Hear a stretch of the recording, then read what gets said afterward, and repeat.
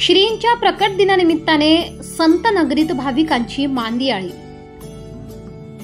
विदर्भाची पंढरी मानल्या जाणाऱ्या संत नगरी शेगाव येथील श्री संत गजानन महाराज यांचा 147वा प्रकट दिन उत्सव मोठ्या उत्साहात शेगावातच नव्हे तर संपूर्ण राज्यभरात साजरा केला जातोय। आज गुरुवारी हा उत्सव अंतिम टप्प्यात पोहोचलेला असून पहाटेपासूनच हजारो भाविकांनी श्रीचरणी माथा टेकलेला आहे। संस्थांच्या वतीने मागील आठवड्याभरापासून विविध धार्मिक कार्यक्रमांचे आयोजन करण्यात आले होते। आज गुरुवारी श्रींच्या पालखीचे नगर परिक्रमा निघणार आहे। यामध्ये सहभागी होण्यासाठी विदर्भातूनच नव्हे तर संपूर्ण राज्यभरातून भाविक शेगावात दाखल झालेले आहेत।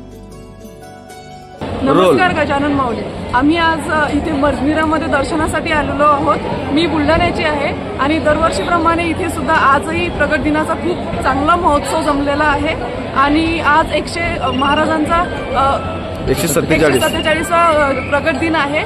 आम्ही मेन म्हणजे आम्ही कॉलेजचे विद्यार्थी आहोत, तर आम्हाला हे माझ्या सगळ्या मैत्रिणी आहेत आणि आम्ही दर्शनासाठी आलेलो आहोत आणि इथे मंदिरामध्ये येऊन मन खूप प्रसन्न होते। महाराजांची सेवा, इथले सेवेकरी, खूप प्रसन्न वातावरण असं आहे। तुम्ही पण दर्शनाला या आणि मंदिराला नक्कीच भेट द्या। चंद्रपूर जिल्ह्यातील चिमूर तालुक्यातील भिशी येथून येत आहोत आणि 1990 पासून आम्ही नेहमी गजानन महाराजांच्या चरणी येतो आणि शेगावमध्ये आल्यानंतर इथं समाधान वाटते आणि गजानन महाराजाचा आशीर्वाद घेऊन परत गेल्यानंतर सतत स्फूर्ती येते।